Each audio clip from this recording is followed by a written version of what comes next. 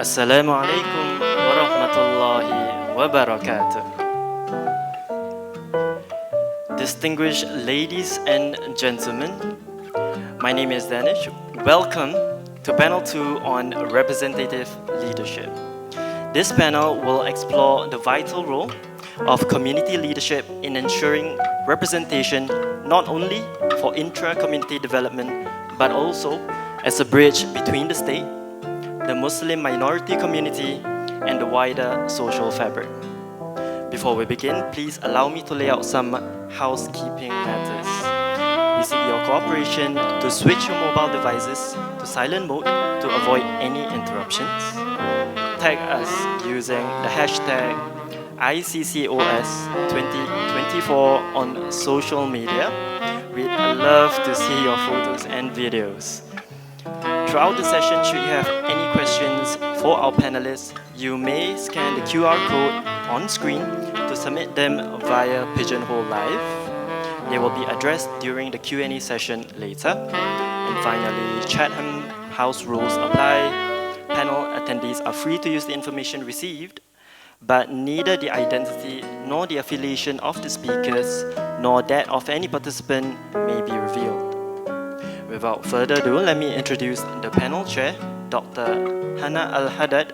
Dr. Alhadad is an adjunct faculty member at the National University of Singapore and the Singapore Management University. With extensive experience in arts-based community development and psychology, Dr. Alhadad specializes in child and family therapeutic playmaking. Dr. Alhadad sits on the board of Beyond Social Services and is a member of the National Crime Prevention Council. She is also on the board of visitors of the Singapore Civil Defence Force and Singapore Police Force. May I now invite Dr. Alhadad on stage, accompanied by all panel speakers. Dr. Alhadad, the floor is yours.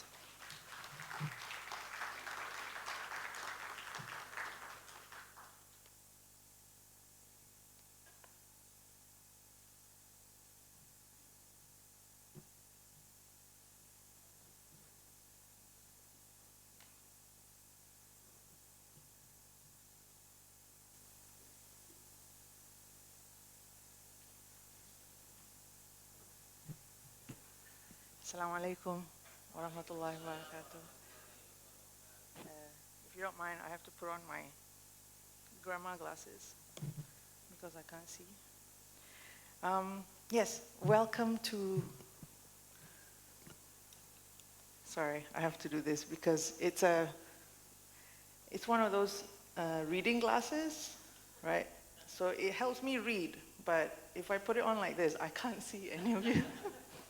So I have to look at you like this. Okay. Assalamu alaikum again. Welcome to panel 2, representative leadership. I was very heartened and glad when Muiz invited me to chair this panel, because I believe that this is a topic that we need to discuss and talk about more.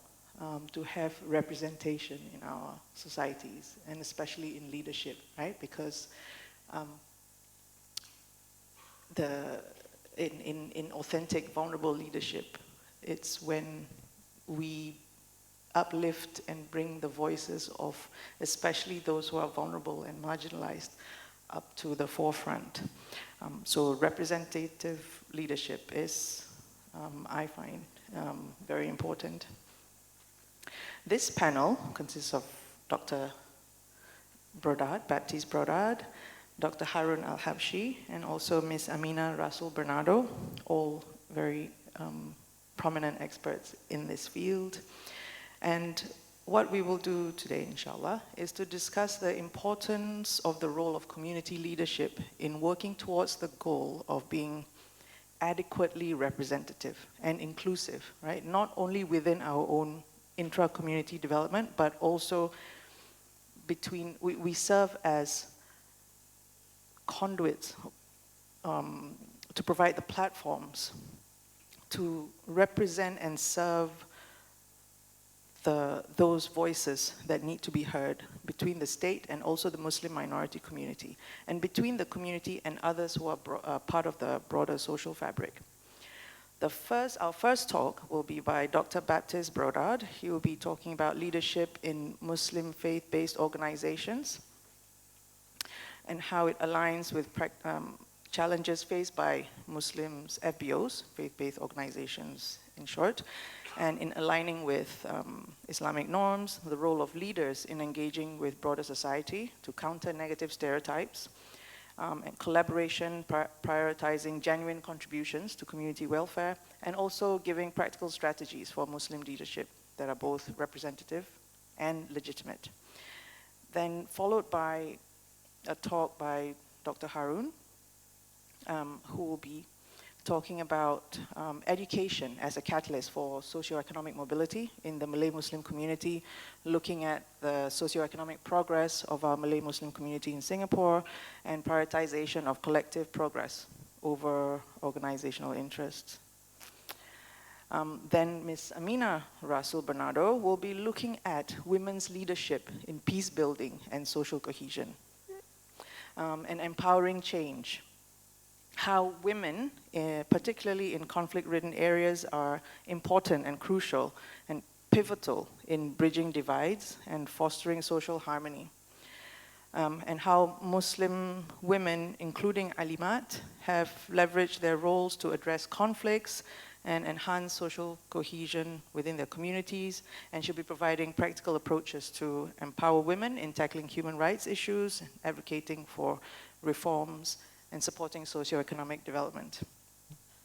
And with that, I will hand it over to Dr. Baptiste Brodard. Thank you.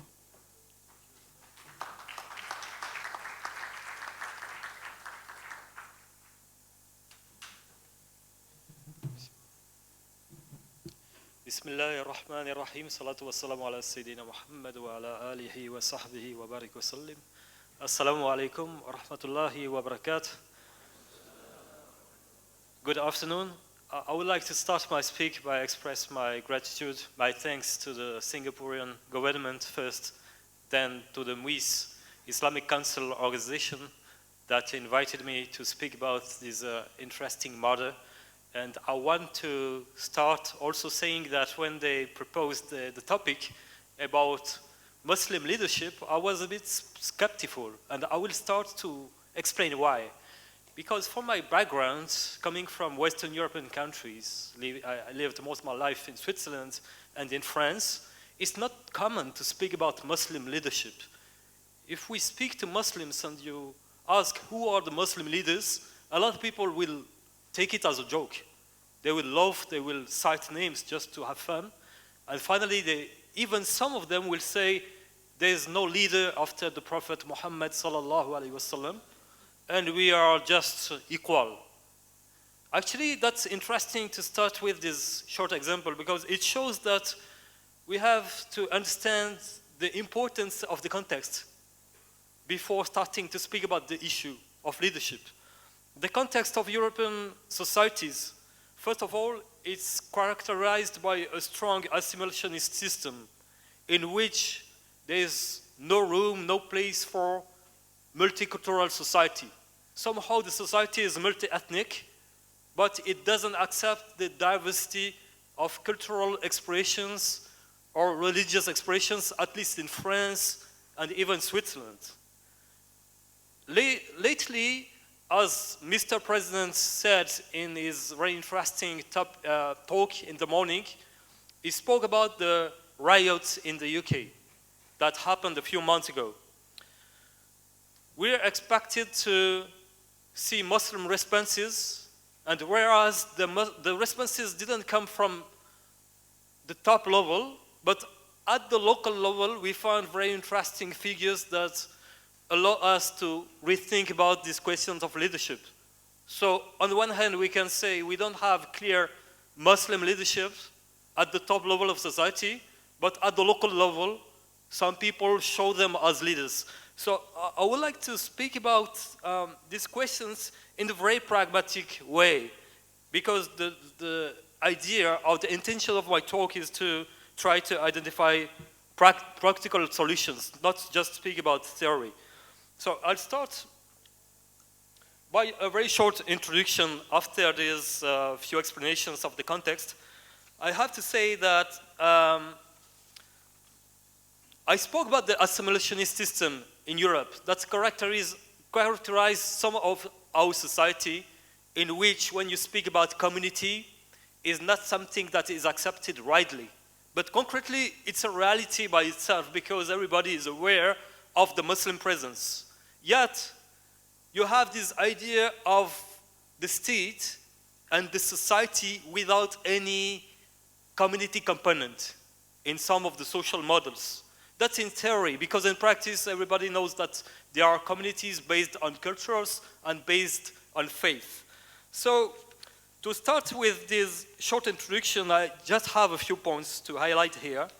The first point is that although Muslim leadership is not a term we want to use in France or Switzerland, my previous research studies on Islamic charities and Islamic organizations in both Europe and Latin America shows that they are Muslim leaders, even if they refuse to call themselves as such.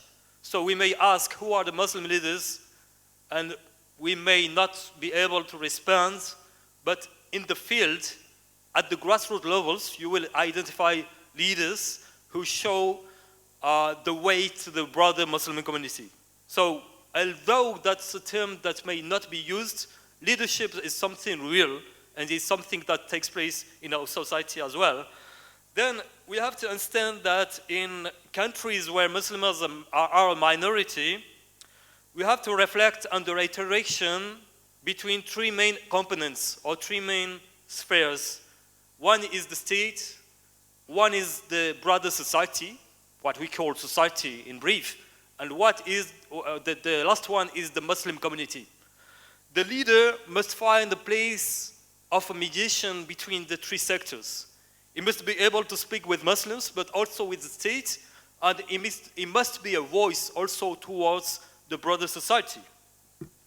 That's something very important in the context of plural societies, but although we speak about plural societies to characterize both Singapore and European system, for instance, we have also to explain the difference here.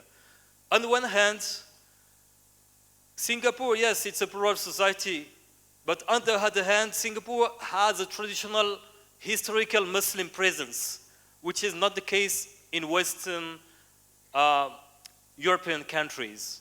And that's a very important difference to understand the dynamics between the state and the communities. In many European countries, Muslims are still perceived as a foreign group, as an outsider side, not as a real reality.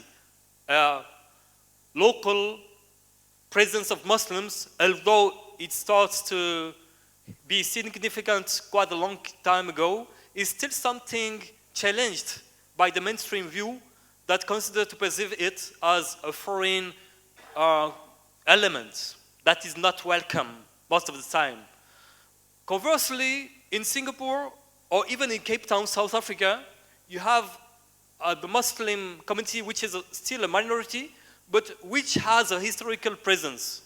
And that changes a lot of dynamics between the state and the broader society and the Muslim community. It's something we should never forget. What a Muslim leadership means, it's a very broad question. I just try to summarize in a very few points. First, we speak about religious leadership in the morning, community leadership, and also political leadership. So there are different kinds of leadership, but I would like to focus on the community leadership. The objectives of a leader is obviously to lead Muslims towards the best practices and action, but according to the context. So Islam per se is a corpus of values and principles that has to be understood and interpreted in the light of the context. When doing so, The leader can also build bridges between Muslims and non-Muslims, which fosters social cohesion, and that's one of the major roles of such Muslim leaders. He also has to show a positive image of Muslims and Islam in society in which most people don't really understand what it is, and people remain highly suspicious towards Muslims and Islam. The role of Muslim leader is also to work to transmit a genuine and more appropriate image of what Islam is and who are the Muslims of that country. Lately, also, it implies to be an interlocutor to both the state and civil society, but also to stay close to the Muslim community. That's why, in this regard, is at the crossroads between all these three components. Again, speaking about the context, if we look at the state of Muslim representative leadership in Western European countries today, mostly France, Switzerland, Germany, will fail to cite names of Muslim leaders. If someone will cite names, other Muslims will deny that. They will say, no, they are not our leaders. So there's no consensus to identify who is the Muslim leadership and who are the Muslim leaders in those countries. That's a big problem because the state and even the civil society organizations are looking to the Muslim interlocutor. They expect to identify one sole Muslim voice with whom they can speak about matters regarding Islam and the Muslims. Still, we don't have that still today. Why? Some will argue that there are few people or no people capable of fulfilling this role. That's the first argument.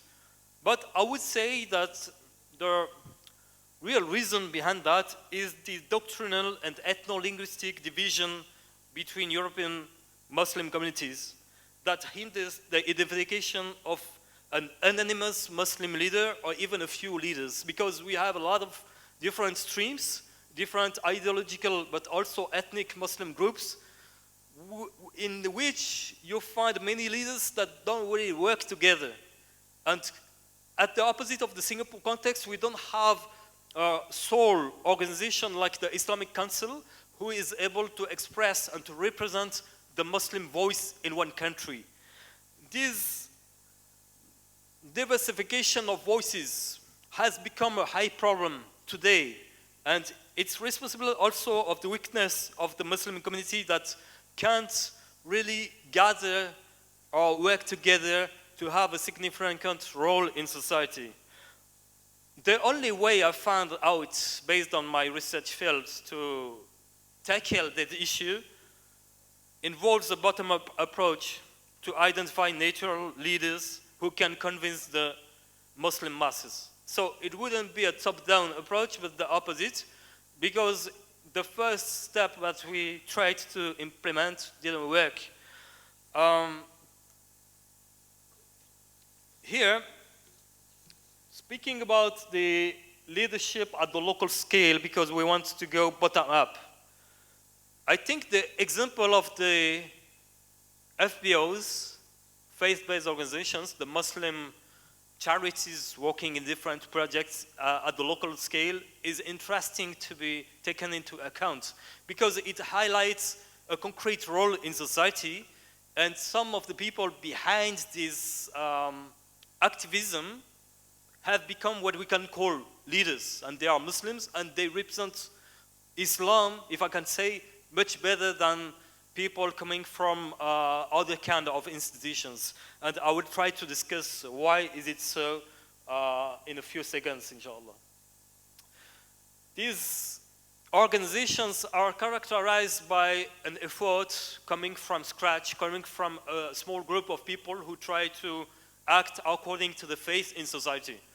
So for instance, you have 1, 2, 3 men and women who start a project, then the project grows and becomes an organization having a concrete impact on society. And these organizations always depend on a charismatic figure, which is the illustration of leadership. And I think that's an interesting way to think concretely of this subject of Muslim leadership in the European context. I got very quickly, I got three examples. Two from the UK, one from France, and we'll see the difference. Some of the names may be familiar to some of you. I see some spies in the audience. Obviously, we could also cite other people. The idea is just for illustration purpose. But according to my research, they have the characteristics of the leader, at least at the local level, sometimes even at the national level. The first one is Imam Adam Kerwick, who is the Imam of Abdullah Kuriyam Mosque in Liverpool, the UK, is well known both for his activism, is working in the NGO sector, traveling a lot, giving welfare services to many communities worldwide. At the same time, he's an imam and is involved in Muslim scholarship. So he combines both the word of Islam, the discourse, the scholarship, but also the practice. Recently, he was involved in tackling the problem of riots that came from the right-wing, extreme right-wing in the UK a few months ago. And some of you may have heard that in the news. He was in the mosque at one of these evenings of protests, and he went outside with a group of the mosque participants of the Muslim men and women from the mosque. They went outside and they speak straight to the people doing the protest. And they provide them with meals, they try to establish a contact, and in some occasions it led to a de-escalation of the conflict because some of the protesters were touched by this gesture. And when we interviewed the imam and we said, why did you do that? He said, I just try to follow the Prophet Muhammad Sunnah, sallallahu alayhi wasallam, saying that if people attack us, we're supposed to try to understand why, and then to establish people. When ignorant address us, we respond by salam, peace. And this example, among many others, illustrates his positionship in society, in the Muslim community. He always tried to be in the middle between the broader society and the Muslim community. Also, as an interlocutor to the state, he's very active, and I think we don't have time here to go into details, but I think that such people can inspire us of understanding what's the Muslim leadership in Europe. We have also in the UK, not far from Liverpool, in Dewsbury, Imam Farouk Yunus. He himself is an imam of a mosque, but he launched a charity, communal, to help the youngsters of the area to find their way in the society. So these youngsters are Muslims, they are born in the UK, they find issues with racism. Some of them were also involved in violent extremism. The imam launched the charity to prevent the escalation of the conflict between communities. Here again, you have the same kind of approach. On the one hand, he is a scholar, on the other hand, is an activist. He tried to implement the teachings of Islam in the society at the local level with very powerful results. The third example, Imam Ismail in Marseille in France. I cannot say is a counter example because he conducted similar projects, both trying to work on his scholarship, trying to help the Muslims and to develop activities with the church, with Christian or other kind of organizations at the local level. He did good, but why I said it is a counter example because of the difference of the context. In that context, this imam himself began to have problem with the authorities. He began to be accused of being too political, to be maybe against the mainstream political orientation of the country. And why I took his example, because on the one hand, I would say is a good case of Muslim leadership at the local level. On the other hand, we've seen before that it's very important to keep the balance between the three spheres. One is the state, one is the Muslim community, one is the broader society. And in that case, a good balance was made between society and Muslim community, but a lack of communication took place between himself and the statutory agencies, the authorities, which finally led to problems that he is personally facing problems at the time. And it shows that the role of a leader must always seek balance in that difficult time of crisis. It's crucial to find a way to be able to stay connected with the authorities without going too harsh, even if we disagree on some points, but at the same time staying closer to the Muslim community. If we want to identify the roles for Muslim leaders, I would just summarize a few points here. The first one, he has to set an example through one's behavior, to the behavior of himself that must be complying with the discourse. A lot of people teach Islam, a lot of people are involved in theory, even in scholarship, but it's crucial to embody the qualities we want to teach in our concrete life. You must be able to express also relevant and meaningful discourse on Islam. As a leader, we don't expect him to be a scholar, or we don't expect her to be a scholar, but at least it must have some consistency in the discourse that must express through action in society. Very important point. Finally, the idea is to positively influence people through both words and action. That's the difference between a scholar, an intellectual figure, and a leader in society. A leader in society must have a concrete role. If not, he can be perceived as a leader paving the way for further generations.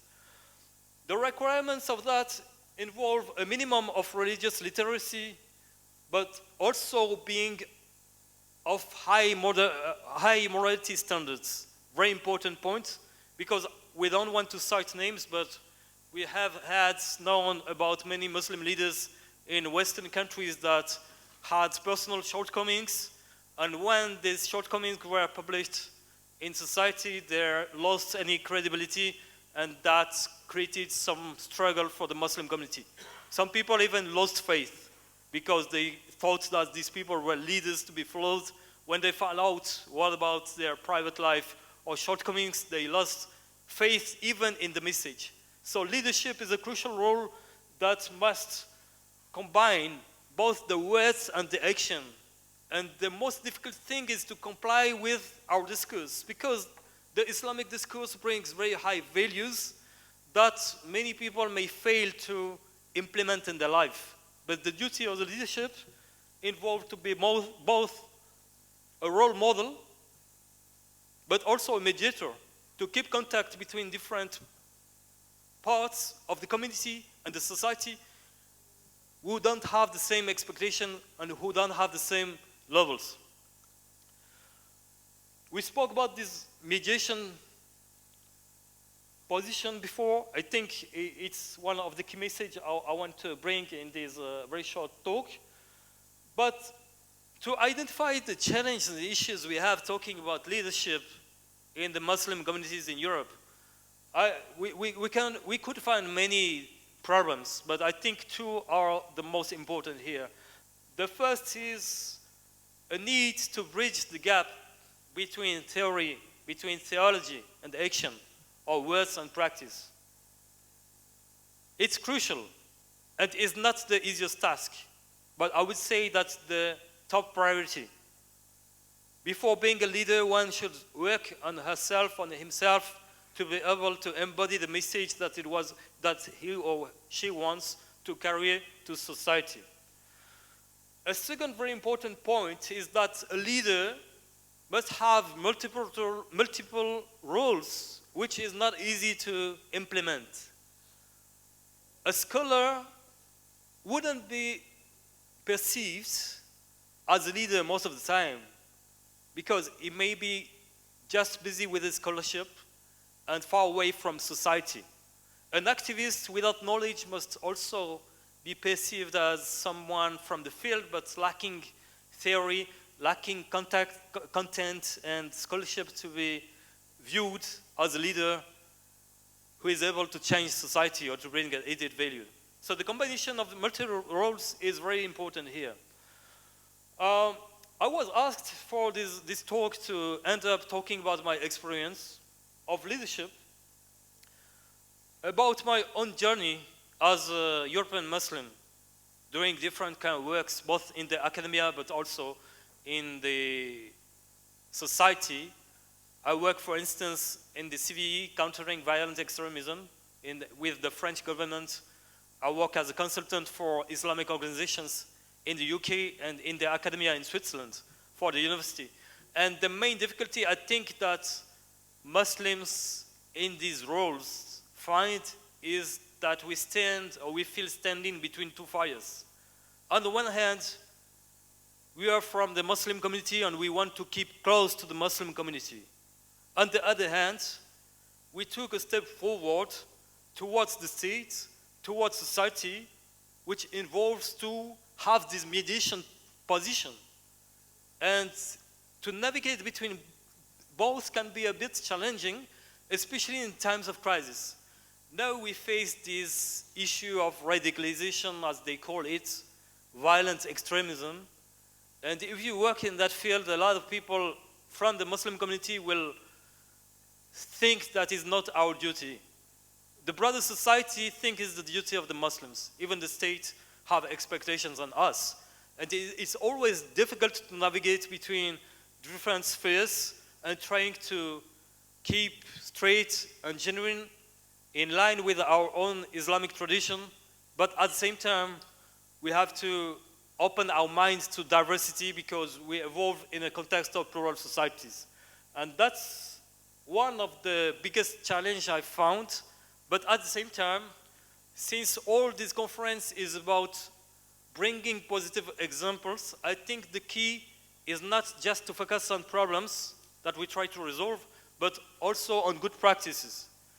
I quoted a few imams and leaders before to show that there is a way to have a concrete role in society that benefits both the main society and the Muslim community.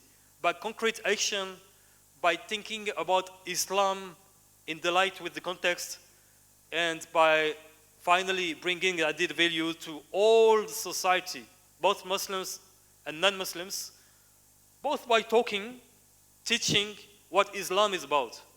Because most people ignore what Islam brings as a message. Till today in Europe, a lot of people think that Islam is a problem, not a solution. But there's a work and responsibility of Muslim leaders, not just to address Muslim audience, but to address the broader society, to visit Christian organizations or other civil society organizations to try to explain what Islam is about and to be an interlocutor towards the state. Because the state representatives, some of the state representatives are genuinely looking for a voice, for a Muslim voice to address, to try to find solutions when there are specific problems. But because of the lack of unity, they fail to identify this voice. So that's our duty for us to communicate more efficiently about Muslims and Islam to the government, but also to the society. That's one thing. But the other thing is to implement Islam concretely in our life, which starts by being involved in the society. At the level of politics, economy, social life, for instance, there are social issues that's a responsibility of Muslims to bring solutions. Not just for the Muslims, but for the whole society, as Islam teaches. That's a crucial point, and often action, concrete projects are much more powerful than theory and words and speaks. So, to follow up with these ideas, I would say that taking up the role of a leader involves first to embody the qualities and actions that we want to spread around. It's not possible to teach a message before starting to implement in our life. In the Quran, in Surah Al-Isra, there is a part of a verse in which Allah says, اقرأ كتابك كفى بنفسك اليوم عليك حسيبا. That's the idea Or in English, we can translate that by read your book, the book of your life, your action. Kafa binafsik. It's sufficient for you. And this day, in the day of judgment, this is sufficient. Because if you look back to your life, you can be accountable of ourselves. And I think that's the first quality of a Muslim leader, is to implement that in his own life, her own life. To be able to correct ourselves, because we're all sinners. But the idea is to try to develop ourselves and to level up to improve our level, to improve our life, our moral standards, and then we can teach and practice things according to these values. And that's very powerful by itself. It involves education, but also spiritual development and self-assessment, as I said, which can be translated as muraqaba. Then connecting theory to concrete practice, I think that comes in line with what has been said a bit before, but it's a crucial point because at least in European context, if you look what happened, most of the scholars or most of the thinkers, they don't have any practice in society. Most of the practitioners, they lack scholarship, and few people are able to bring both together. Yet, it's very important to apply concrete knowledge in society. Sometimes you see activist projects that pretend to be Muslim, but they are not in line with Islamic principles or Islamic teachings. And that's very important to use this scholarship in an efficient way in order to take part in social life, to develop projects, to have concrete action in society. Then the last point, establish positive relationships at the local, regional, national levels if possible. A leadership position is a mediation position by itself, so it involves to be at the middle, between the Muslim community, between the broader society, and the state. Like this triangle, the leadership position forces the leaders to always look for balance, which is not an easy exercise, but that's a duty. So I think my time is over. Jazakumullah khair. Thanks for the attendance, and hopefully we have Q&A session a bit later.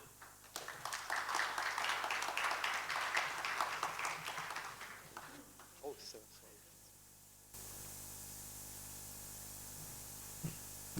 Thank you very much, Dr. Brodard. That was a very, very inspiring talk of being a leader. That implies to be a role model and what it takes to be a leader. And being a leader, what voices do you amplify and how do you do that? And how do you uplift and get that voices heard from the ground to the state? Right? Our next talk would be Dr. Harun Alhabsyi. Over to you. Thank you.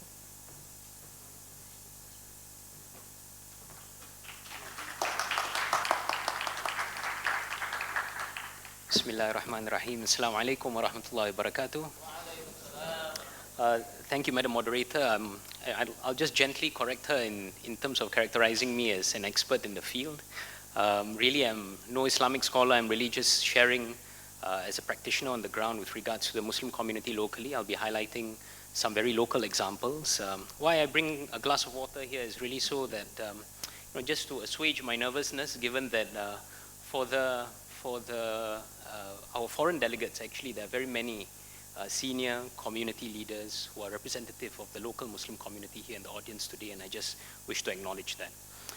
Now, in this brief presentation, and I'm mindful of the time we have, I will share my own personal reflections as a young leader of one of the community and charitable organizations for the Muslim community here in Singapore, and that is LBKM, Lembaga Biasiswa Kenangan Maulud, loosely translated in English as Prophet Muhammad's Birthday Memorial and Scholarship Fund Board, where we, in commemoration of Rasulullah sallallahu alaihi wasallam's birthday and his legacy, we raise funds annually to contribute back to the cause of education, primarily through the provision of bursaries and scholarships.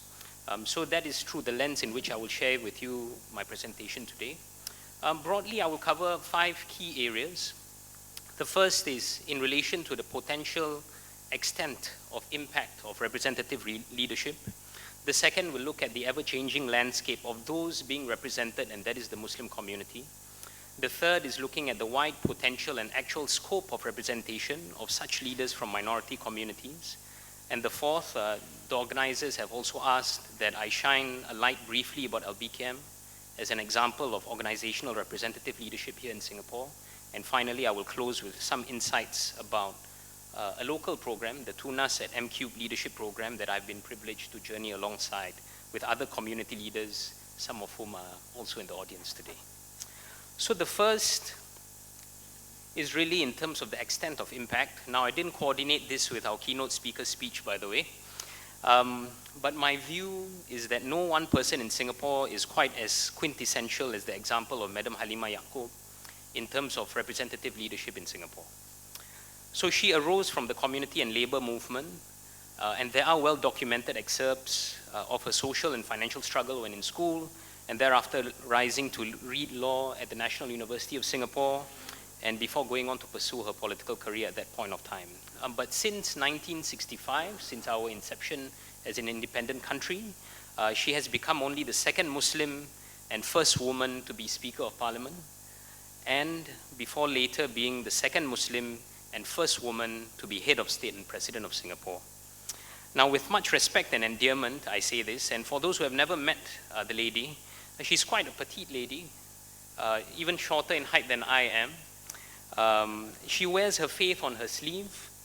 Through the hijab and tudung that she wears, is gentle in her personal disposition, but very much fiercely critical with her words on issues related to community as well as country. Now, the impact she's left on many of us, however, continues to reverberate strongly not only within the Muslim community, but the wider country and global community as well. Now, what's key is that notwithstanding her role and stature in positions that she has been appointed and elected to, she continues to maintain her outward identity and personality with much authenticity and in keeping with her roots, community, and faith. And therefore, the ordinary man or woman on the street, especially the Muslim man or woman on the street, identifies easily with her and what she stands for in a very relatable and genuine way. In Malay, the community would say tumpang gembira, which translates loosely to a desire to feel happy, proud, and also celebrate together in the success and standing of a fellow family member, neighbor, or member of the community. Now, that resonance with the community, and for Madam Halimah, very visibly and identifiably so, continues to be an important part of her impactful legacy to the Muslim community here in Singapore. Now, secondly, through her example of leadership at the pinnacle office of the land, my view is that Madam Halimah has managed to sort of unfasten, undo, and challenge any long-held stereotypes that the majority community may have held towards minorities, and dare I say, even members of the minority who may have held such stereotypes towards themselves. So such is the power of representative leadership from minority communities in shaping and shifting perception of wider society to narrate and believe that even minority communities can contribute beyond the very community they represent. Now, thirdly, and I think this is less studied formally to my knowledge, the impact of Madam Halimah's presidency of tiny red dot sunny cosmopolitan city-state Singapore in shaping perceptions of the global community, from the Middle East to Western powers like US and countries in Europe, as well as China and India. This is not trivial. One wonders, what does that do to shaping the perception and dreams of next generation of Muslims around the world through the example of someone like Madam Halimah Yacob? And how does her standing as President of Singapore pivot the relational perceptions and stereotypes by non-Muslims towards Muslim communities, whether in majority or minority communities? Just to share with you a bit of a story. Now, when I was visiting Morocco some years ago, I visited the Hassan II Mosque, just at the cusp of when Madam Halimah was appointed as President of Singapore. And there was a Muslim tour guide there, taking big groups of visitors, starting to ask the visitors, where are you from? So obviously, I had a very Singaporean look, but he couldn't guess where I was from. I gave him 3 guesses, and after 3 guesses where he took me flatteringly around the world, I said I was from Singapore. And the first words that came out of him was, "Oh, Halima Yaqub," in a very thick Arab accent. Now, this was barely months after her appointment, yet Madam Halima's name had reverberated to the ordinary man on the street of Casablanca. A petite tudung-wearing woman at the apex office of a first world country had seeded impact well beyond this island nation, and I posit that it speaks to the impact of her appointment, her standing, and how others, well beyond Singapore, had taken notice. As far as the impact of representative leadership goes, it is important to note that the legacy of representative leadership goes well beyond the community being represented. Now, the second part which I want to share is really the landscape of the represented.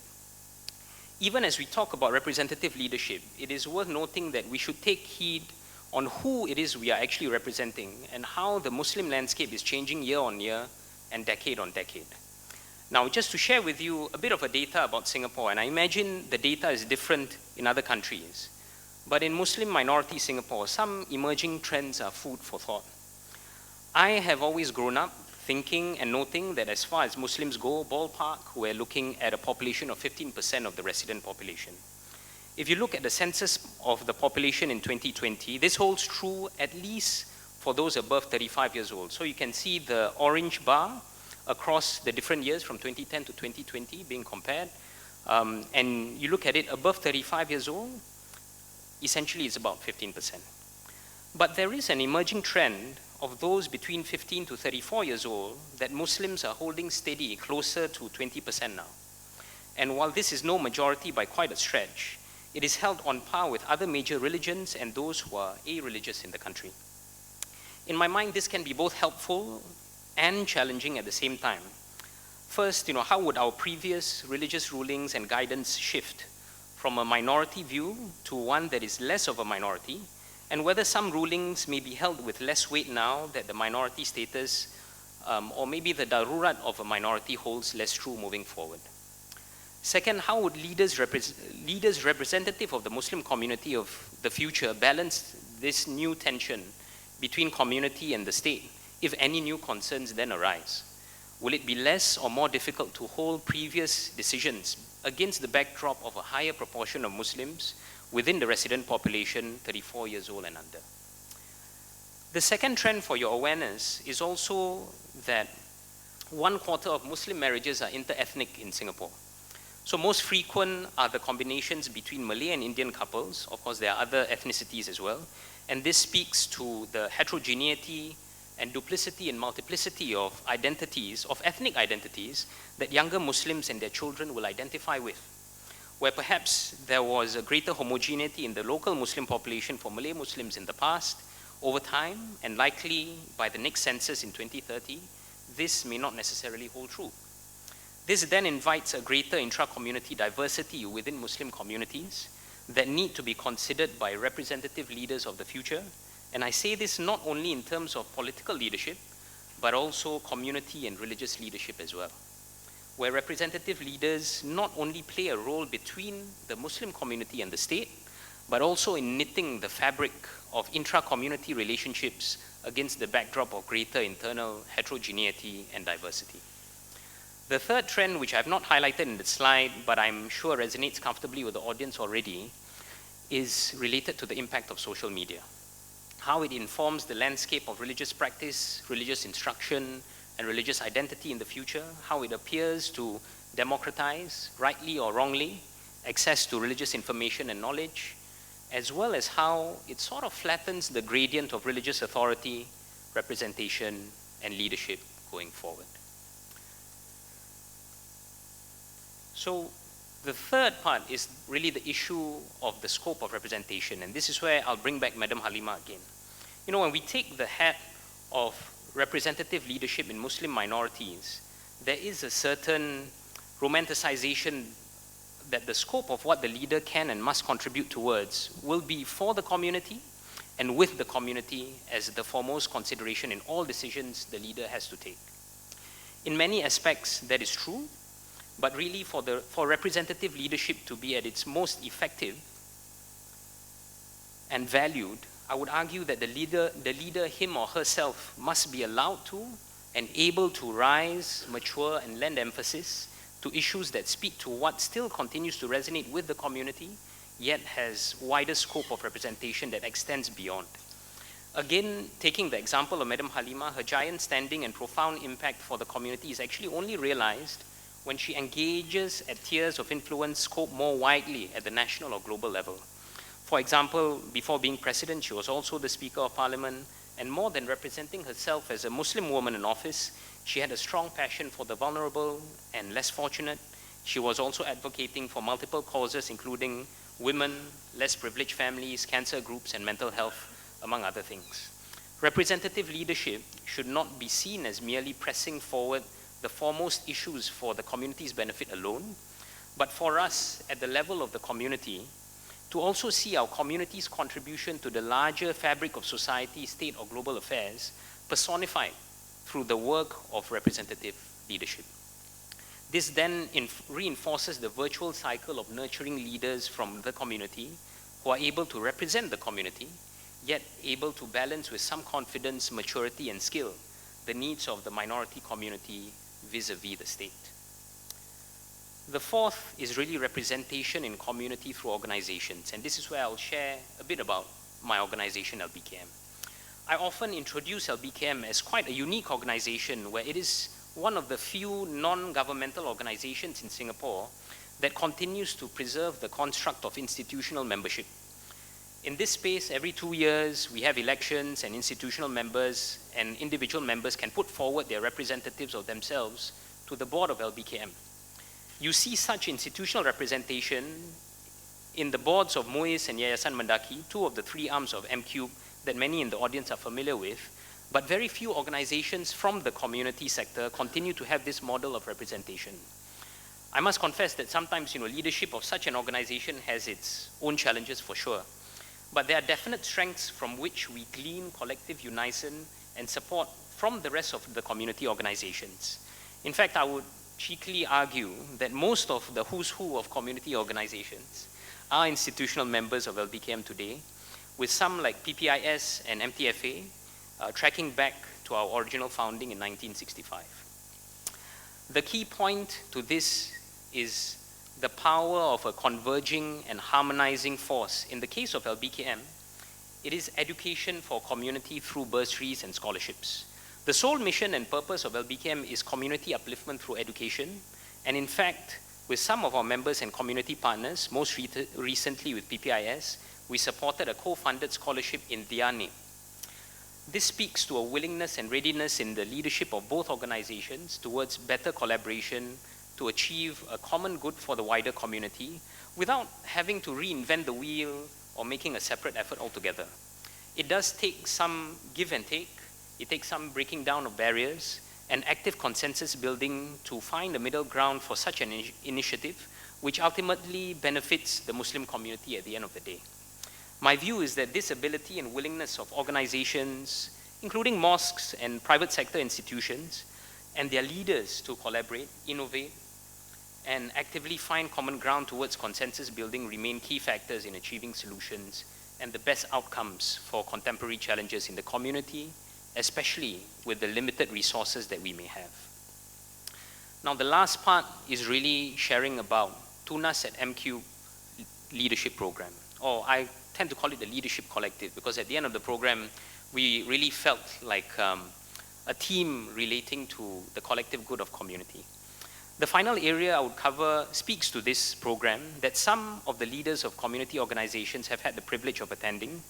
It is a program that was curated with the explicit aim to nurture the next generation of Muslim leaders by equipping them with knowledge, with skills and networks to lead the community and their various organizations. It is identified specifically for leaders aged 45 and below. They attend networking sessions, capacity building programs on governance and leadership, and have conversations with government and thought leaders in industry and relevant sectors. You will be able to see in the slides some familiar faces. I will not name them because they're well known, and I'm sure they want to keep a low profile in the crowd. But all of us met at regular and almost fortnightly intervals over a total of 18 months, over several leadership modules with a view towards how to better position our organizations to optimize for community.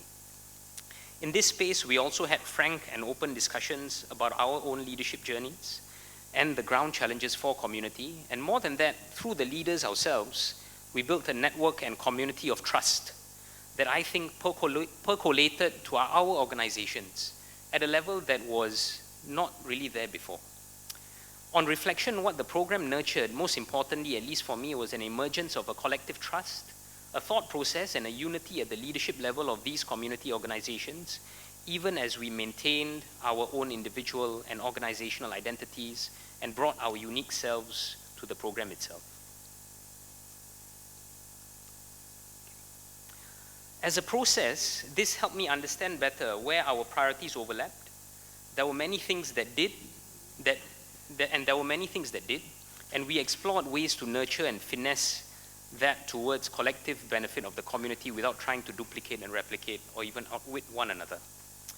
We also had access to leaders beyond the Muslim community to hear from them common challenges and concerns they had about Singapore society in general, but also vulnerable and minority communities in particular.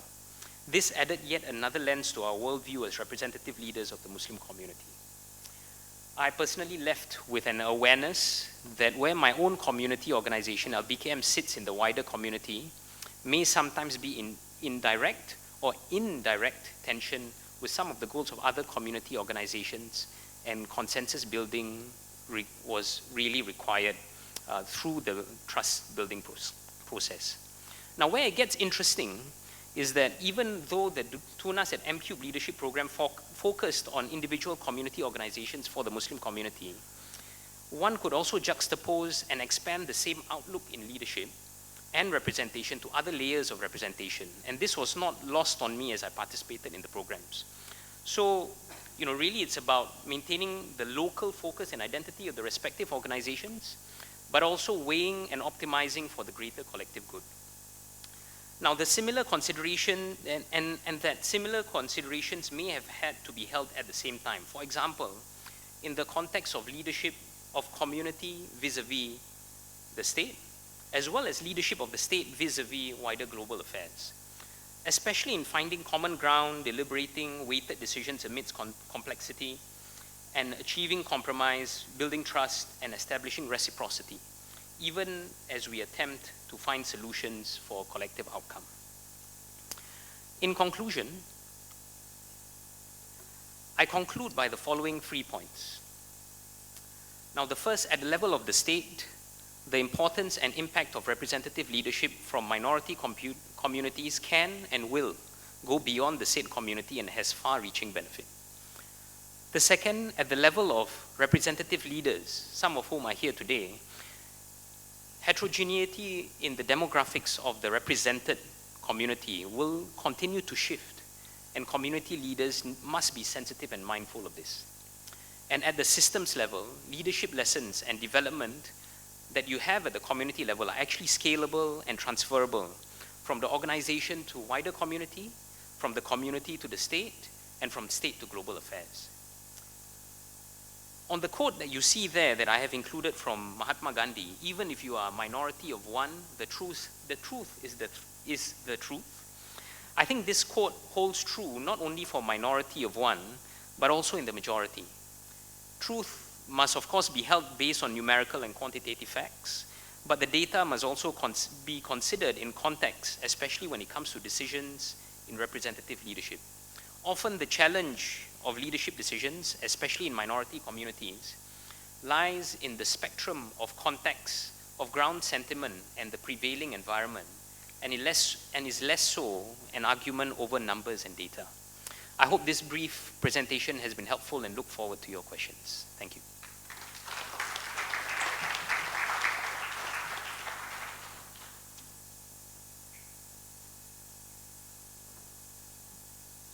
Thank you very much, Dr. Harun.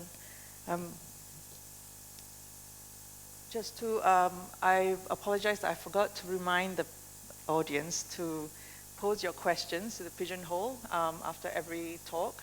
So if you have any questions, please, you can scan the QR code there. And if you have specific questions to the speaker, please indicate that in the question as well, so we know who to direct it to. Yeah, that was a good speech. It reminds me, if I were to sum that up in one word, I would say community leadership moves at the speed of trust, right? And then when you see someone in a place of in a place of leadership that looks like you, like for example when you mentioned,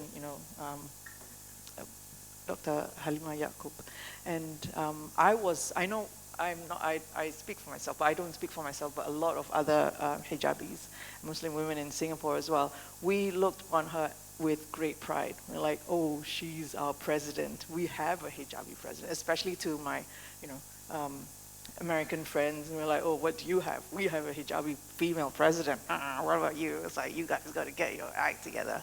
But yeah, and when we see leaders in positions of power and authority looking like us, it empowers those on the ground as well to speak, because it builds that trust and rapport as well. She looks like me, she knows, and she will listen to the voice. She understands what we are going through, and that sort of empowers and inspires us to share more. We don't feel so invisible, right? So that's the importance of representative leadership as well, right? To have inclusive, diverse leaders in positions of power.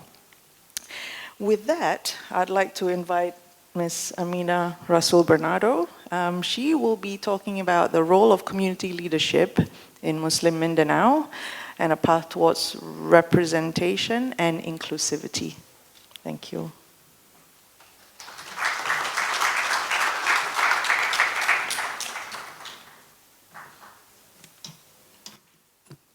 Thank you, Dr. Hana. Okay, green, it moves up. Okay, I'm sorry. The technology wizards are my children. I'm Jurassic in my technology. So thank you for bearing with me, and thank you, Dr. Hana. I'm a practitioner. I'm not a scholar. So to help you out, I'm showing a lot of pictures. Not too many graphs, okay? You have to thank the practitioner for that. I've been asked to talk to you about community leadership as we see it in Muslim Mindanao. Our context is a little different. Yes, we share with you the fact that we are a minority Muslim community. What makes us different is that we have been in areas of armed conflict for over 50 years now. The good thing is we are on the road to peace. We have a successful peace process, and community leaders have had much to do with that. And I'd like to share with you the actual roles that our community leaders have played. So I'll give you a little brief about our situation today, the challenges that we still face, the role of our community leaders, capacity building that we're doing with the community leaders, and give you some recommendations to conclude. Okay, picture start. You know that our peace process has been ongoing since the time of the late President Marcos. And at that point in time, during the martial law years, that's when the armed conflict actually started between the Muslims and government. But realizing it's a no-win situation, government started the peace process. So from the time of Marcos to now, President Marcos, the process, the peace process, is an ongoing thing. And as you can imagine, it's filled with rocks.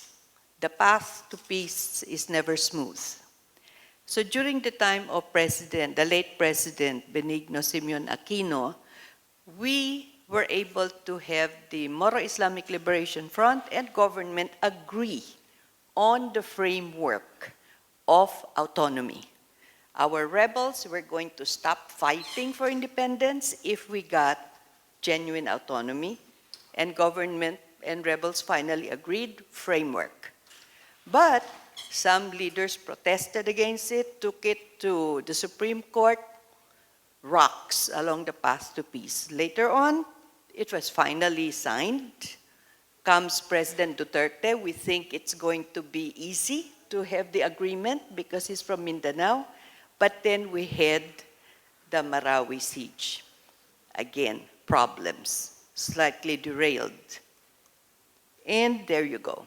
Marawi siege derailed the talks, but not by much, by a year or so, delayed the passage of the bill. But because Duterte is from Mindanao, he was able to have the bill passed in spite of the 5-month attack on Marawi that all of you know. So major barrier on the path to peace.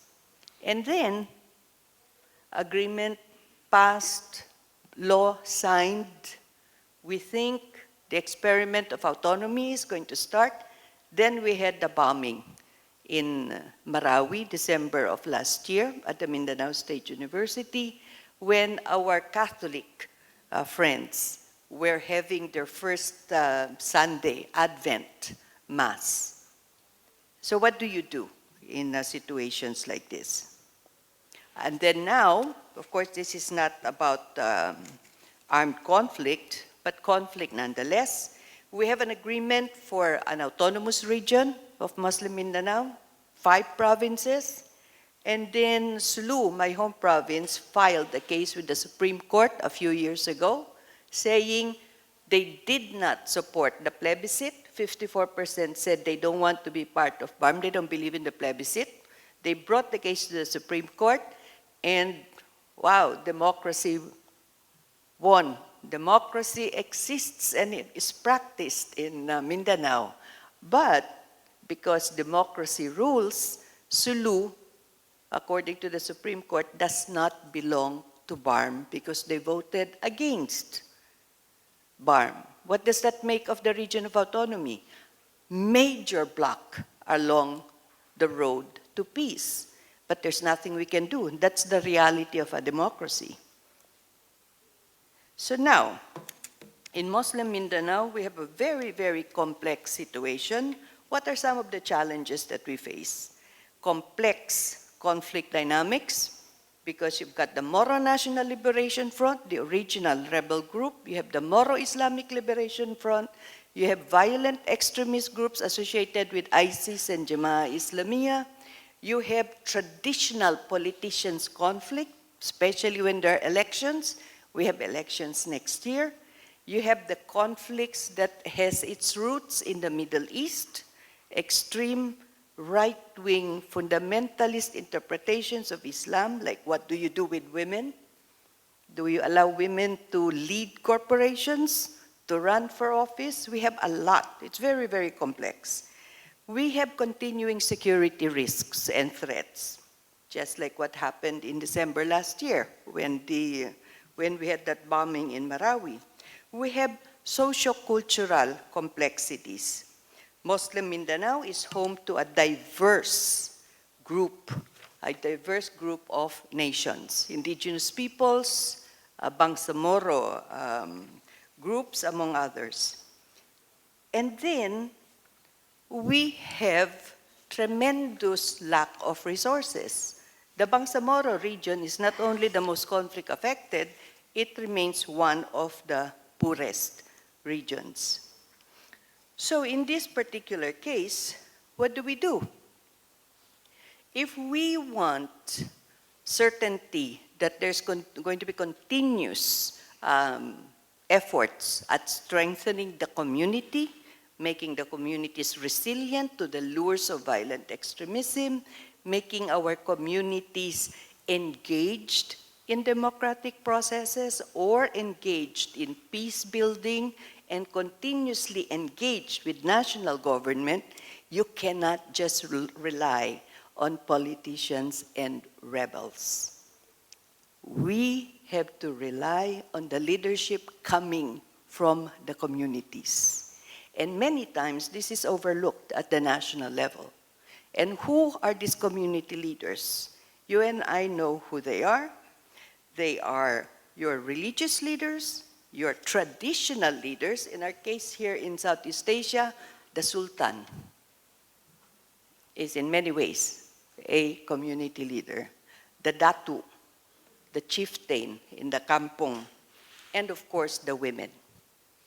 So, what do we expect them to do?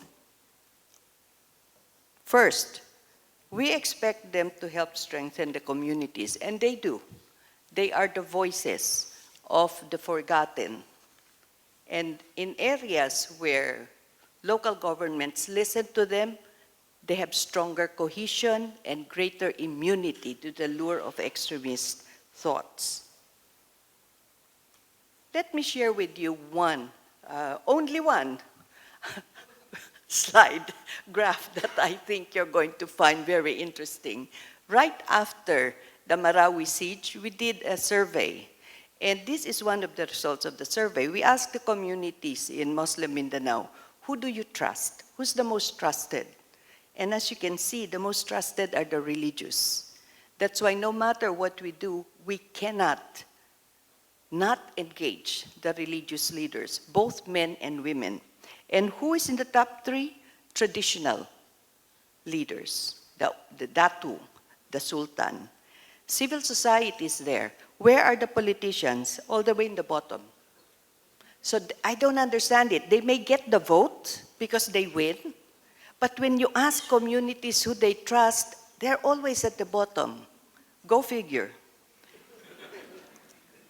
So what needs to be done? We need to empower those who have influence. And in our case, we started working with the ulama in 2006, 2007, and we helped them organize a national network. And why was that important? We learned from the lesson of Muhammadiyah, Nadlatul Ulama, and here in Singapore, the case of MUIS. When the religious leaders are together, the voice is amplified, government listens. In my country, the ulama, the religious leaders, are not really united, so there is no amplification of their voice. This needs to be done. As for the women, most of our madrasas, the teachers are women. So we needed to go and reach them and help them similarly organize their own network, and they have their own, they call it Nurus Salam. Now, what other roles do the community leaders do in the Philippines, especially in the South? They bridge the communities with the state. As I said earlier, it has always been that the voices heard by government were either politicians or rebels. We need to bring in another group. And here, interlocutors who come from the communities, from civil society, are very effective in changing the perspective of government about what the problem is and what needs to be done. So we, as civil society, we have tried to also be part of the group that becomes an interlocutor, and we try to bridge our leaders, our communities, with the national. Where there is a gap, we try to come in and fill the gap. And in this particular case, we realized that the leaders of industry, of business at the national level, do not know our people. If they do not know the leadership of the Moro Islamic Liberation Front, do you think they will support the peace process? No, they won't.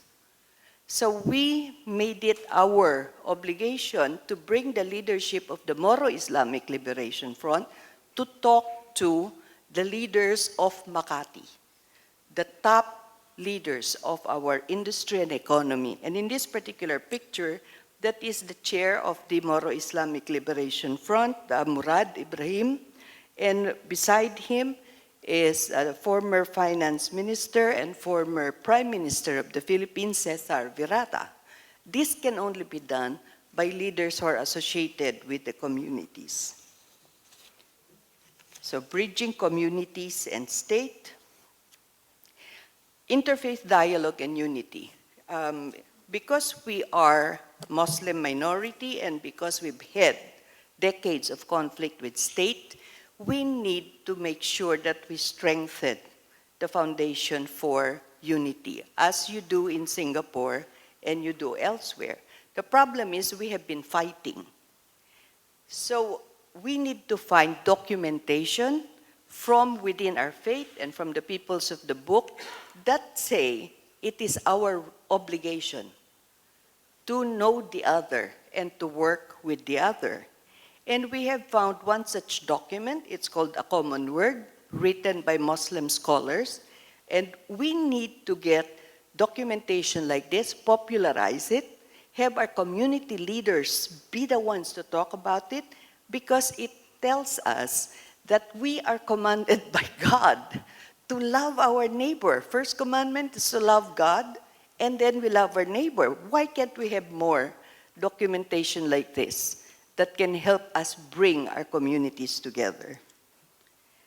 Education. We in the Muslim Mindanao region, we have the highest case of illiteracy. Over a third of adults are illiterate. National government is failing in reaching out to adults because they're focused on children. A gap like that is where community leaders again step in. They do non-formal education. At the madrasa level, they can teach the mothers and the fathers to read and write. They do that in Arabic. Why can't they do it in English script, which has a lot of positive implications if you're looking for a job or if you're teaching your child to do better in school? So, what is the role in pushing for education? As I noted earlier, the women, most of the teachers in the madrasas are women, in the Philippines anyway. Why can we not work with the women who teach in the madrasas to teach parents, children, not just reading and writing, but other subject matters as well, all to strengthen communities? And so we have started working with women, and we have started developing modules for them. And two of them is Islamic peace education, and we have worked with one of the MUIS leaders here, with my brother Hanan, on Islamic peace education. And we've been also working with the Commission on Human Rights to look at human rights, but with the lens of Islam. And this is our latest initiative, all to empower community leaders, particularly women. We have been working with the Mindanao State University to develop a diploma program, only 3 semesters work, on women, peace, and security. This will now help us better implement the national action plans on women, peace, and security that's supposed to be passed, really, by all members of the United Nations. It's growing. The number of countries, of governments who have national action plans are growing. This year is the 24th anniversary of the WPS agenda. Next year is the 25th. My government is hosting an international conference on women, peace, and security, October 28 to 30. All of this because it realizes women are a key partner if we are to have resilient communities, peaceful communities, if we are to have progressive communities. So I do hope that some of you can join us when we have the conference on WPS later this year. We also look for, okay, this is now the non-Jurassic part of me. We have a podcast, which we started because of COVID. We couldn't go out, so we needed to continue teaching. And my son said, "Mom, why don't you do a podcast?" And I said, "Great idea. What's a podcast?" So we did it, and it works. Because you're not doing anything, you're in a car, you're washing your clothes, and the audio comes on, and we interview people from Yemen, Palestine, Singapore, Myanmar, and they tell you about the work that we're doing in peace building, the situation that's happening in Gaza, in Ukraine. And we are reaching out to a bigger group who have never had this kind of experience shared with them before. So we think we have to start looking for non-traditional ways of reaching out and sharing our experiences, because we need to find every way possible that we can, so that we empower our community leaders, and in this case the women, so that they can truly help us make our communities resilient, cohesive, functional, progressive. So my dear colleagues, the success of our peace process in Mindanao, in BARM, our transition towards peace and autonomy, doesn't just hinge on the passage of a piece of paper called a law for BARM. It doesn't just hinge on the fact that the president, President Marcos, is supportive. It really does hinge on the existence and the continued support of community leaders. And let me tell you why. Because if a bomb is going to explode, it's not Bongbong Marcos's home that's going to be affected. It's my neighbor. So it became really important for us to continue that impetus, to continue that initiative, continues to strengthen leadership from within our communities, and do not just rely on outside forces, whether they're the president or the regional governor, to do the work for us. And with that, thank you very much for listening to me.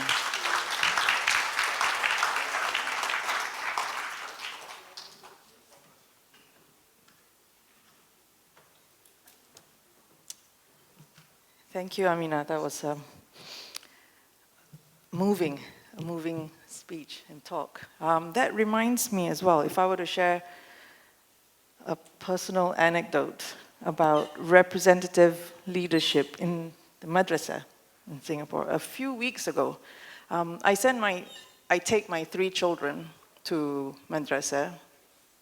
We live far in the east, and then the madrasa is somewhere in near this center.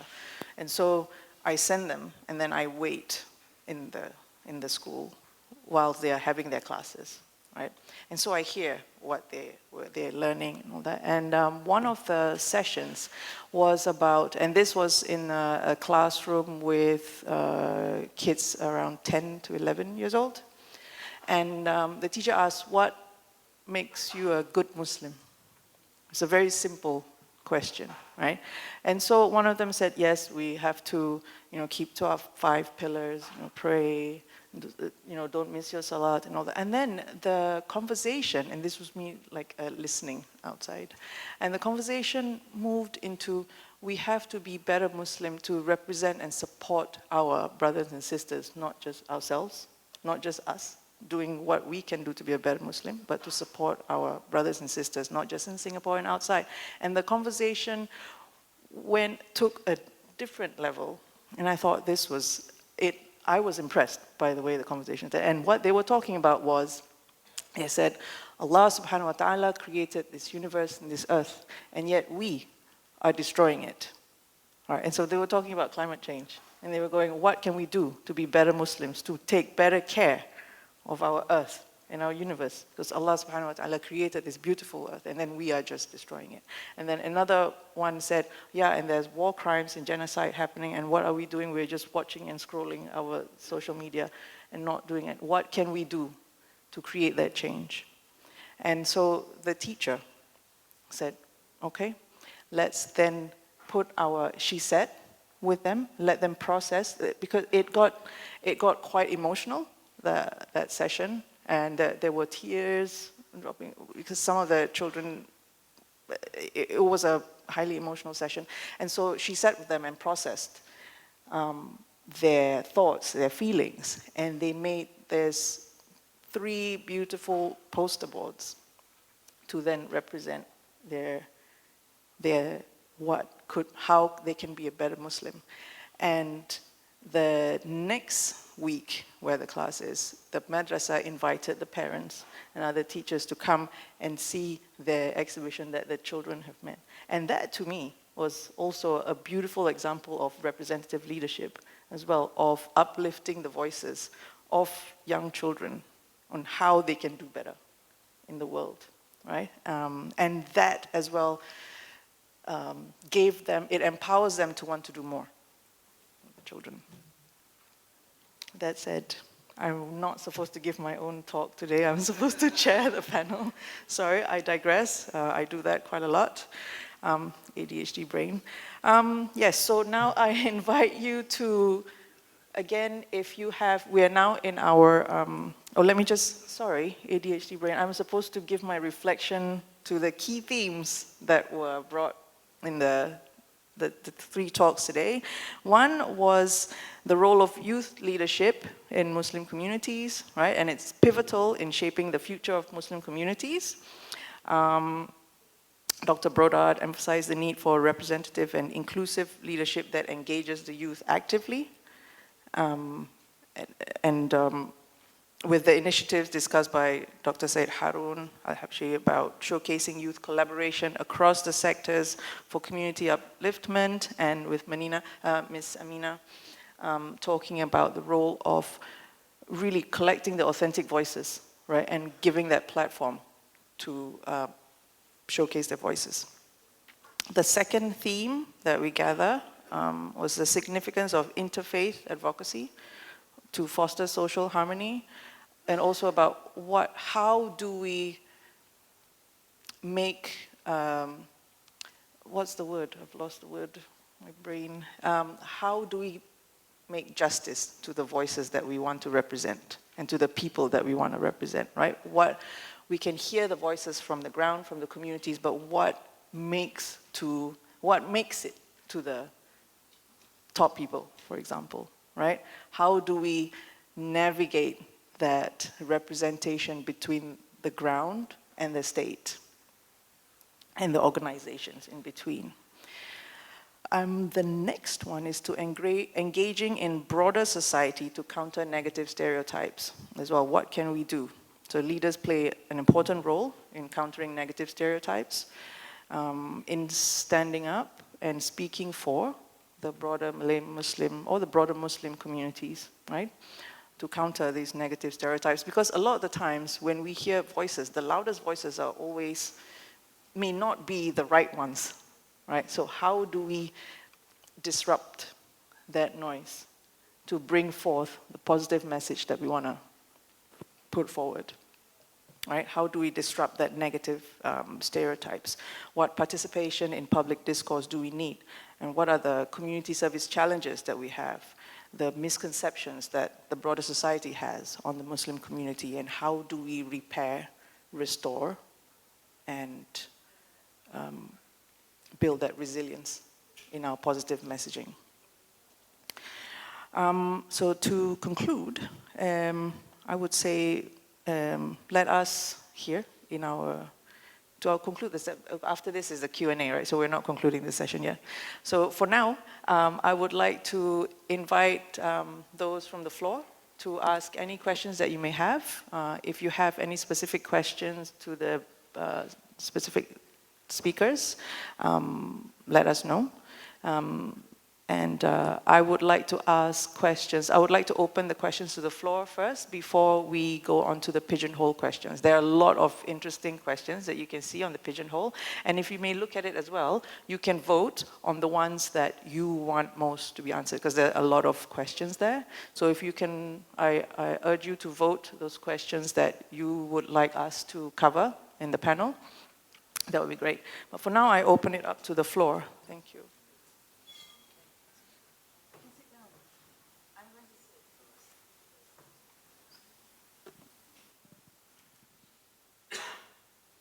Hello.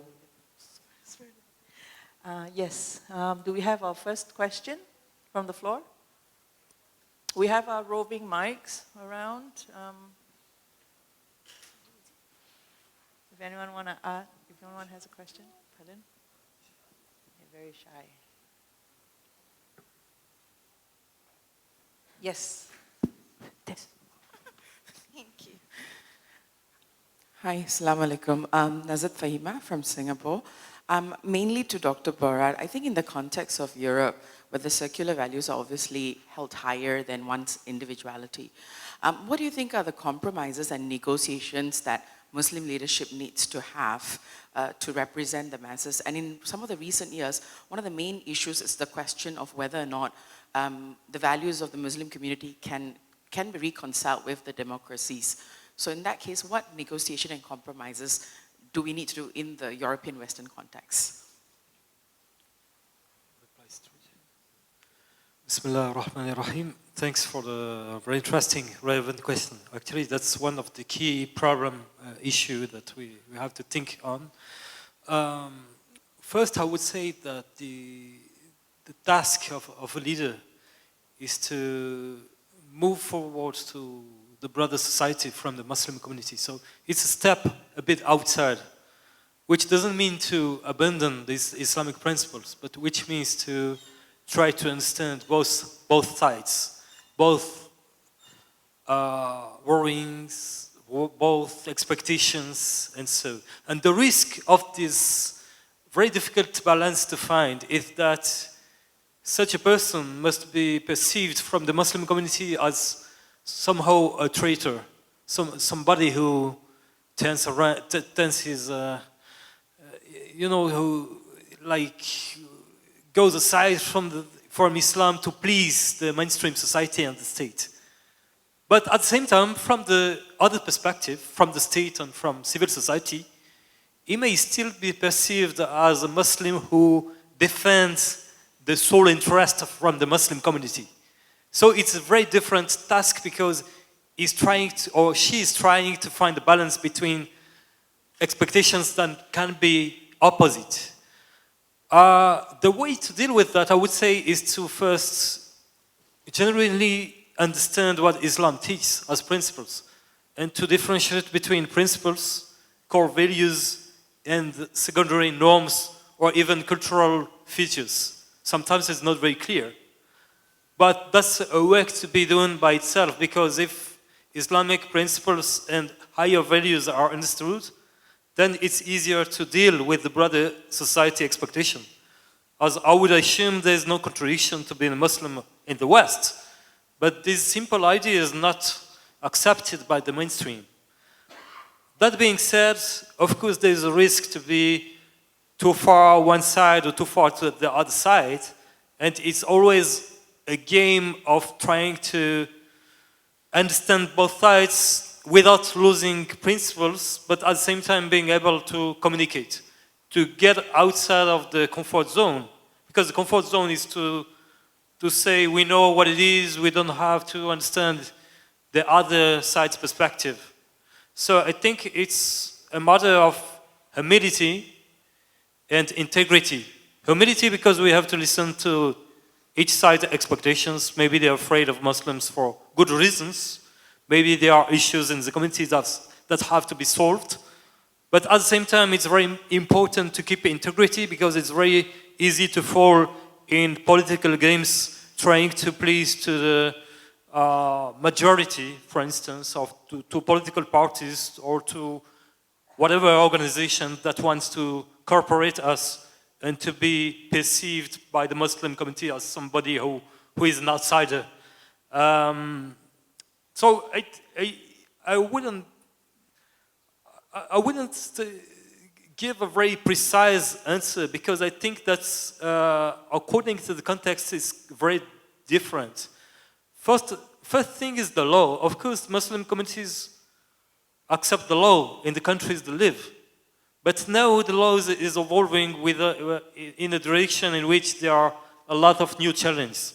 When talking about LGBT rights and so, a lot of Muslims, they find a lot of difficulty to speak loudly about these issues in terms of Muslim tradition, but at the same time to be accepted by the mainstream society or by the state. But it's very important to acknowledge Islamic principles and these questions, to understand what they are, and to be able to teach them.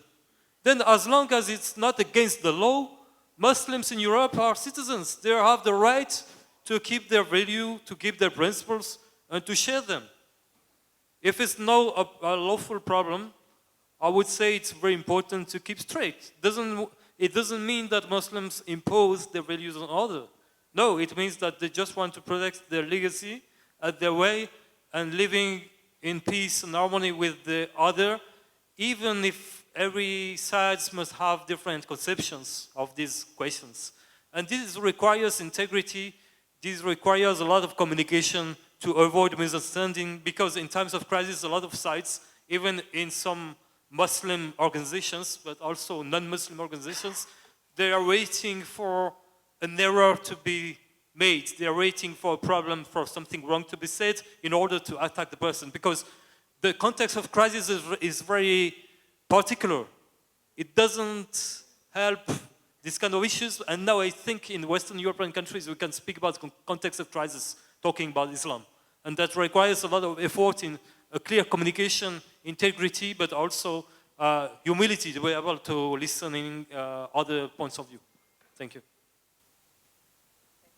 Thank you. Anyone else on the panel would like to address this question? I think as well, with one, it's a very, like you said, right, it's a very difficult, there's no easy answer to this, because you are managing maybe sometimes opposing views. And also I'm wondering, like we're talking about representative leadership, does it have to be one person? Does the leadership mean one?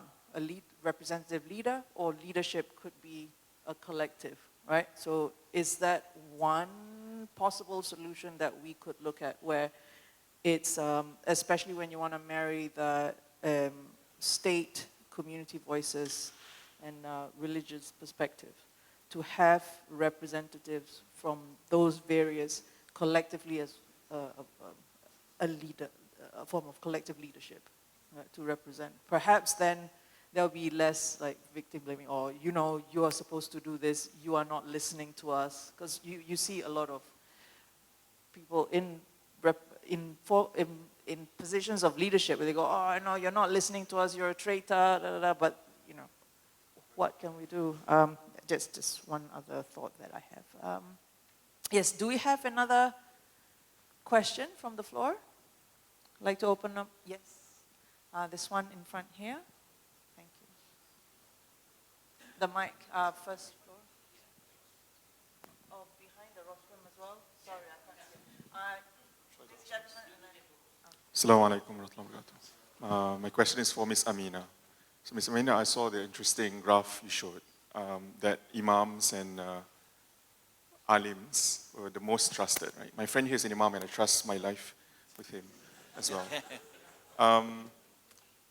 I was there at ground zero in 2019 in Marawi. I saw what it was like. It was really bad.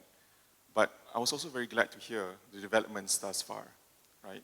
But the unfortunate incident of 2023 December, what roles did the imams play in trying to recover from such an incident? After all the hard work that has been done to bring peace again, what were their roles in peace building, and what do you think are the important qualities needed? Of course, we don't wish for any of that happening here, for example, or other countries.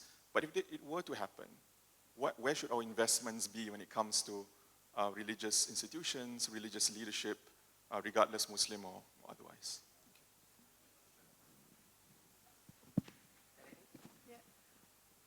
The good thing about our experience in Mindanao, initially when the fighting started between the Muslim rebels against government, even the religious took part and became drivers for conflict, really dividing the Christians and the Muslims.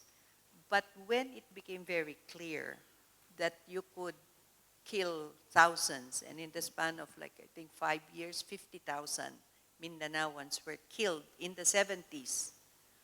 When the religious realized it wasn't working, the religious, both Christian and Muslim, took that difficult step of coming together. And they've been doing that steadily over the last 3 decades. The cementing of the peace process, the peace agreement, is also in large part due to the collaboration between the religious leaders, which is why the trust level is incredibly high. That slide I showed you, that's not the first survey that we did, but the second. The first survey we did was way earlier, 2005, 2006 maybe, same results, same ranking. The religious are on top, male or female, traditional leaders, civil society, and then elected.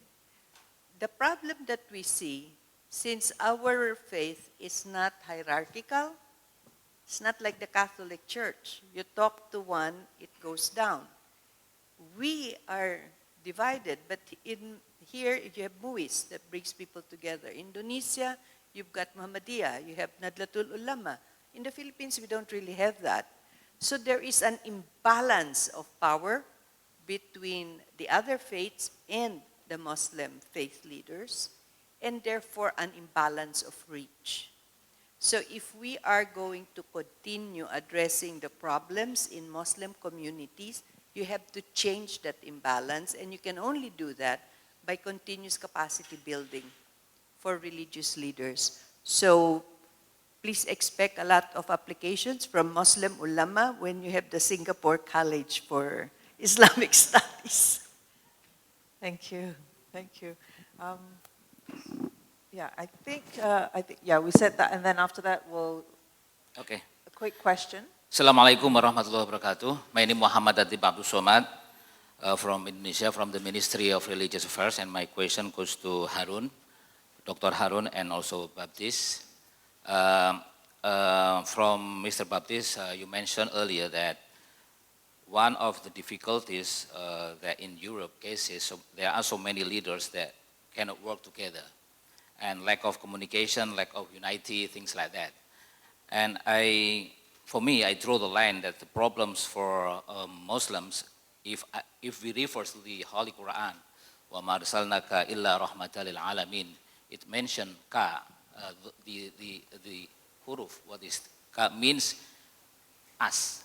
Us as a Muslim is actually the ambassador for promoting Islam Rahmatul Alamin. So for me, I guess the most important things that we have to do is not only collective leadership, but also individual. Us as a Muslim, be the best as you can be, just Halimah as a president of the Singapore, and become the reference. So for me, if I'm not mistaken, please correct me, representative leadership is actually, we are going to say every single of us is actually the ambassador for promoting Islam as our beloved religions, as a peaceful religion, and that can be seen through us. The values of Islamic teaching and learning can be seen through the application every single of Muslim. And that's only my comment. Thanks. Assalamualaikum warahmatullahi wabarakatuh. Thank you. Did you want to?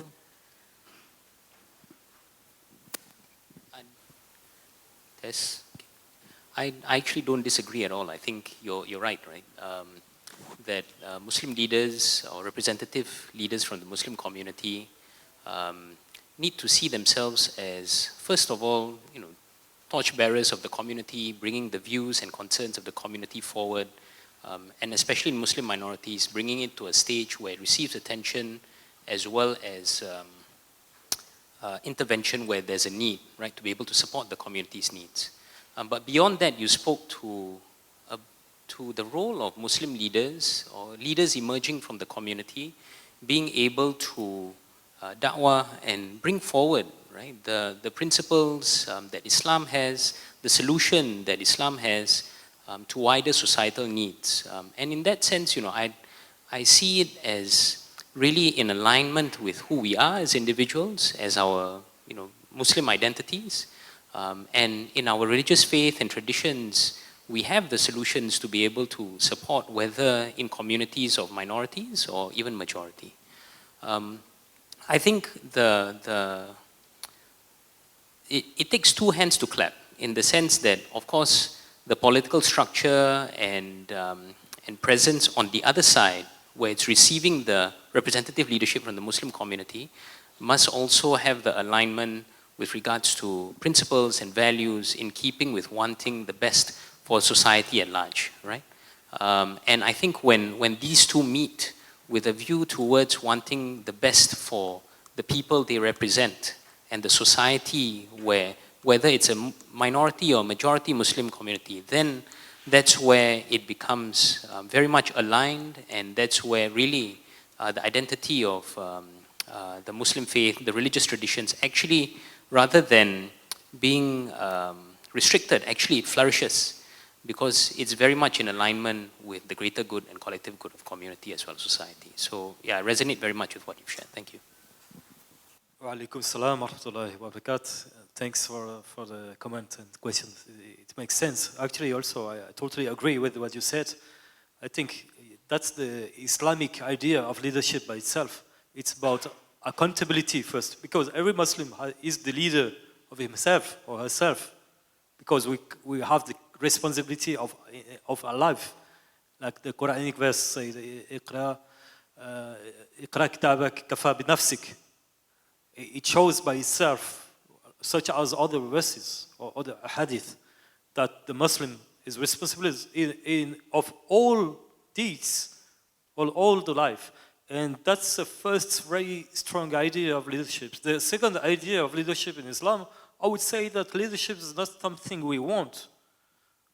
The believers, al-mu'minun, they never look for leadership position because it's too much burden, too much responsibility. Leadership in Islam is something that the community put on you because of your aptitudes, because of your skills. But when we believe, we don't like that. It's like it's a duty. When people push us, okay, we accept. But it's not something that we look for in the Islamic tradition. And I think in that way, we can understand that leadership is something that can be open to all Muslims, and then it depends of the way of life we try to follow. And it goes in line with the fact also you said that every individual as Muslims are representatives of the faith, of the traditions. They are ambassadors and people, especially in the context of plural societies or minority Muslim societies such as in Europe. People look at Muslims and they get the idea of what Islam is, not according to what they say, but according to what they do. So the life of Muslims in those countries are very powerful in the good or bad sense, because if they commit good, they convey a good image of Islam. If they commit bad, they convey a bad image of Islam. But I totally agree with your comments. Jazakum Allah khair. Assalamu alaikum. Okay, it's a quick one, and then we'll go to the pigeonhole questions. When I was listening to your interventions, I couldn't really help but think about leadership the way that we know it in ASEAN. When I was young, I always think that ASEAN was too slow because they never move unless it's by consensus. And then getting older, I realized that's a very Islamic process. Everything has to be by consensus. And so the leadership, as I have seen it exhibited within ASEAN, may be slow, but when it moves steadily. And when it is by consensus, the leadership gets everybody to support it, there is no backtracking. And I realize that's the difference between our style of leadership, as say the Western style of leadership, one person, one vote, which can be divisive, as we witness in the United States.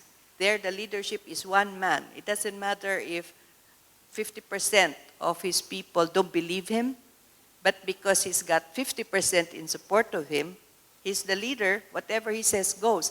That cannot happen here in ASEAN because it has to be by consensus. And for me, that's a very striking difference between leadership based on Islam and other forms. Thank you. Thank you.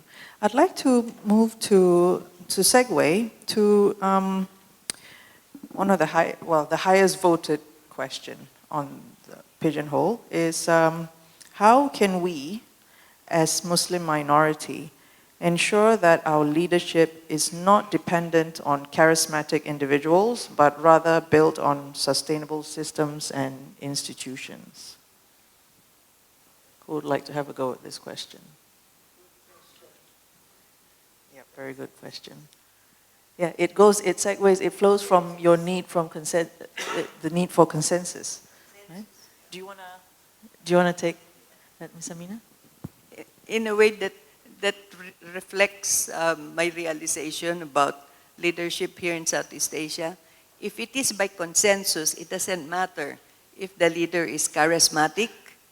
The other leaders who also have a lot to protect can bring him down to the same level. That way, no one gets unfair advantage over the others. We stick it together, we move together, or we just stop there together. So consensus. Actually, I'd like to, maybe, I wouldn't say even as a Muslim minority, how can we ensure that our leadership is not dependent on charismatic individuals, right? It's not particularly unique to Muslim minorities, Muslim majorities, leaders in any other organizations as well. And I think before we choose our leaders, before we allow people to step forward into leadership, it's important that we have an acute sense of where they're from, what their standing is, how they feel about certain matters and issues, and what they represent. And perhaps, as a frame, you can look towards where their previous experiences were, as well as what they've done before. It's the same like how we engage in today's world with regards to religious instruction as well. So if you look at, many people have an opinion with regards to religion, right? They may go to social media and maybe have a following, but charisma and popularity may not necessarily sit well, and shouldn't, with what is the right opinion and where the weightage is. It is very much within our religious traditions as well, right? Where you lean towards a particular view must also necessarily have the appropriate evidence based on our Quran and Sunnah and so on. So I don't think it's not rocket science. It's just that sometimes in today's day and age, it may be a bit more difficult to be able to distinguish between where it's more charisma, popularity, vis-a-vis really weighted knowledge, wisdom, and experience. So I think all of us play a part in that. Yeah, first of all, I agree with the idea of consensus. I think it's one important aspect of the question. But that being said, I would say there is no strong oppositions between the fact that we need charismatic people, individuals, but also institutions, because both play a role, and institutions are made of people. And I think Islam is a religion of the middle way, balance. We don't want to be fully egalitarian. We don't want to be fully elitist neither. And most ideological systems we could find worldwide, they tend to be a bit extreme in one side or to the other side. In some systems, speaking about France, that's why they refuse the idea of leadership. I mean in the ideology, in the culture, the popular culture, the masses. Because why? Because in such a society, the idea is that everybody is equal, or everybody has to be equal, which is not the fact in society, but that's the ideology behind. The fact that this idea makes very suspect every person who tries to improve or to be somebody a bit better than the average. And I think in Islam that's a dangerous idea, because Islam is a religion for improvement, not even a religion. I would say Islam is a deen, a way of life for improvement, in which everybody has to struggle to go higher in terms of morals. And that creates hierarchy in society. But the other extreme is to think that the hierarchy is about power. Islam is about community, and hierarchy doesn't mean that one is better in the eyes of Allah, so because the best of us is atqana, or atqakum, the best of you is the one with most hatefulness, or taqwa. And only Allah knows who is the best. But this idea of very egalitarian society, I think a shortcoming of that, it makes the society going down, and it drives to crisis, or even civilization crisis. So I would argue that, on the one hand, it's good to still have charismatic individuals that can be role models, and they are trying to push things forward to inspire people, to show that we have to develop ourselves. But these people, they should remain accessible and not being seen as another type of people. Instead, they must be seen as examples to be followed. And I think in traditions of Islam, in history, we have plenty of examples. But to mitigate the risk of them being too elitist, the idea of building strong institutions is also a key. So I think both process goes hand in hand.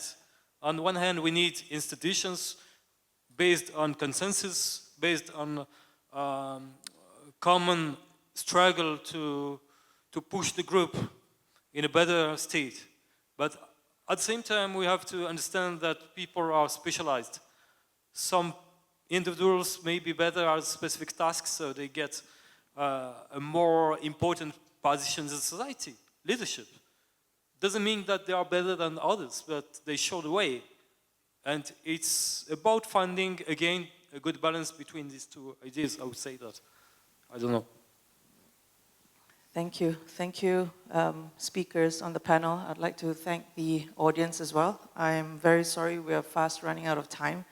I would have liked to go through more of the questions on the pigeonhole, but unfortunately we don't have enough time. Yes, if I may conclude for real, there's no more Q&A after this. It's representation matters. Islam is a way of life. It values community, right? And as we're saying, it's a way of life, and each and every one of us is an ambassador for leadership as well. But in that, and that's why consensus is built for representative leadership.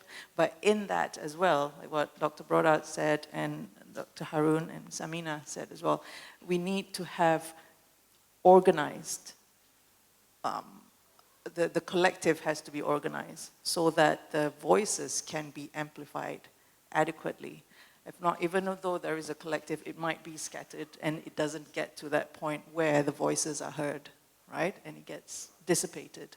So with that collective as well, to ensure that different diverse voices are heard and seen and understood to be represented in the leadership, we need to have an organized within institutions, within the imams, the ulama, and so on, to then be able to do justice in representing the diverse voices together in that collective leadership. With that, I thank you very much. Assalamu alaikum wa rahmatullahi wa barakatuh.